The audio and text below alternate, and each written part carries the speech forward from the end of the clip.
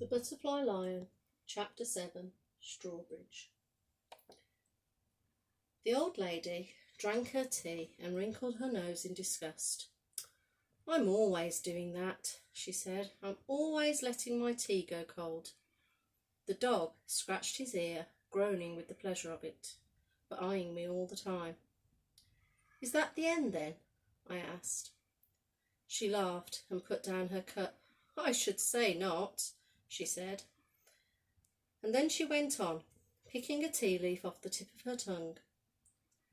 "Up till now, it's just been Bertie's story. He told it to me so often I almost feel I was there when it happened. But from now on, it's my story too." "What about the White Lion?" I had to know. "Did he find the White Lion? Did he keep his promise?" The old lady seemed suddenly clouded with sadness. "You must remember," she said, putting a bony hand on mine, "that true stories do not always end just as we would wish them to. Would you like to hear the truth of what happened, or shall I make something up for you just to keep you happy?" "I want to know what really happened," I replied. "Then you shall," she said. She turned from me and looked out of the window again at the Butterfly Lion, still blue and shimmering on the hillside.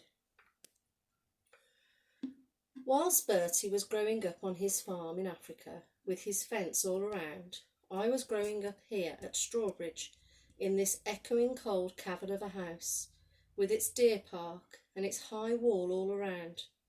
And I grew up, for the most part, alone. I too was an only child.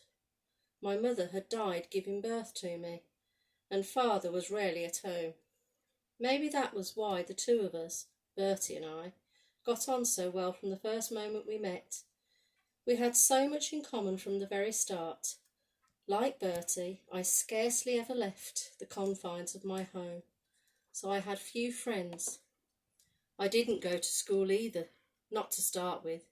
I had a governess instead, Miss Tulips.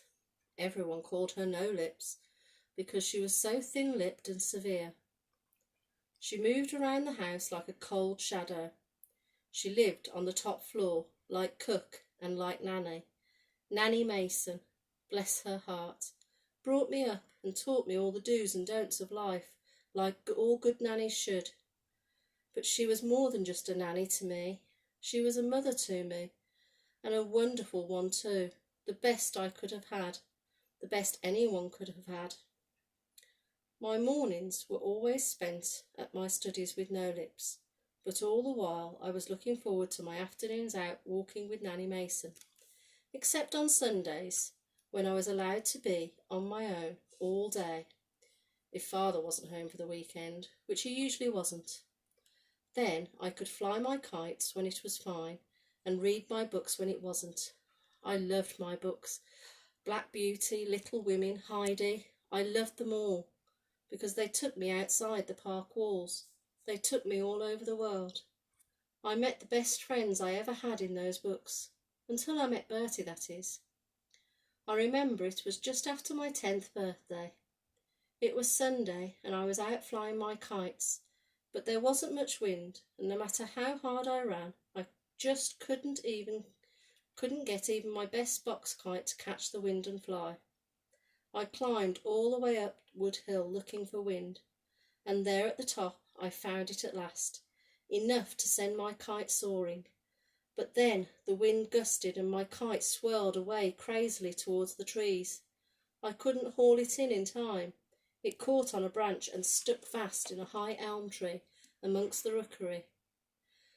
The rooks flew out, cawing in protest, whilst I tugged at my line, crying in my fury and frustration.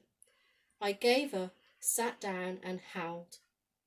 That was when I noticed a boy emerging from the shadow of the trees. "I'll get it down for you," he said, and began to climb the tree. "Easy as you like." He crawled along the branch, reached out and released my kite. It floated down and landed at my feet. My best kite was torn and battered, but at least I had it back. Then He was down the tree and standing there in front of me. "Who are you? What do you want?" I asked. "I can mend it for you if you like," he said. "Who are you?" I asked again. "Bertie Andrews," he replied. He was wearing a grey school uniform, and one I recognised at once. From the Lion Gateway I had often watched them on their walks, 2 by 2, blue school caps, blue school socks. "You're from the school up the road, aren't you?" I said. "You won't tell on me, will you?" His eyes were wide with sudden alarm. I saw then his legs were scratched and bleeding. "Been in the wars, have you?" I asked. "I've run away," he went on, "and I'm not going back, not ever." "Where are you going?" I asked him. He shook his head. "I don't know. In the holidays I live at my auntie's in Salisbury, but I don't like it there." "Haven't you got a proper home?" I said. "Course I have," he replied. "Everyone has. But it's in Africa." That whole afternoon we sat on Wood Hill and he told me all about Africa, about his farm, about his waterhole, about his white lion, and how he was somewhere in France now, in a circus, and how he couldn't bear to think about him. "But I'll find him," he said fiercely. "I'll find him somehow." To be honest, I wasn't sure how much I really believed all about a white lion. I just didn't think lions could be white. "But the trouble is," he went on, "even when I do find him, I won't be able to take him home to Africa like I always wanted to." "Why not?" I asked. "Because my mother died." He looked down and pulled at the grass beside him. "She had malaria, but I think she really died of a broken heart." When he looked up, his eyes were swimming with tears. "You can, you know." "Then my father sold the farm and married someone else. I never want to go back. I never want to see him again, ever." I wanted to say how sorry I was about his mother, but I couldn't find the right words to say it. "You really live here, do you?" he said. "In that big place? It's as big as my school." I told him then what little there was to know of me, all about father being away in London so much, about No Lips and Nanny Mason.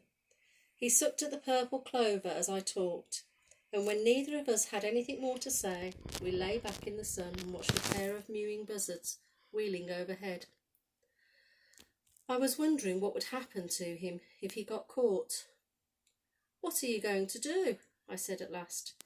"Won't you get into trouble?" "Only if they catch me." "But they will, they're bound to, in the end," I said. "You've got to go back before they miss you." After a while he propped himself up on his elbow and looked down at me. "Maybe you're right," he said. "Maybe they won't have missed me yet. Maybe it's not too late. But if I go back, could I come again?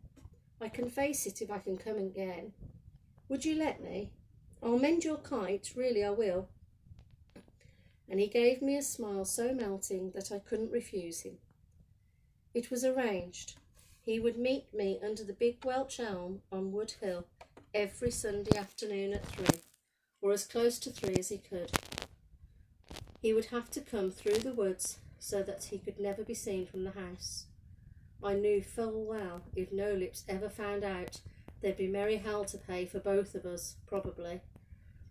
Bertie shrugged and said that if he got caught, all they could do at school was beat him, and that once more wouldn't make much difference anyway.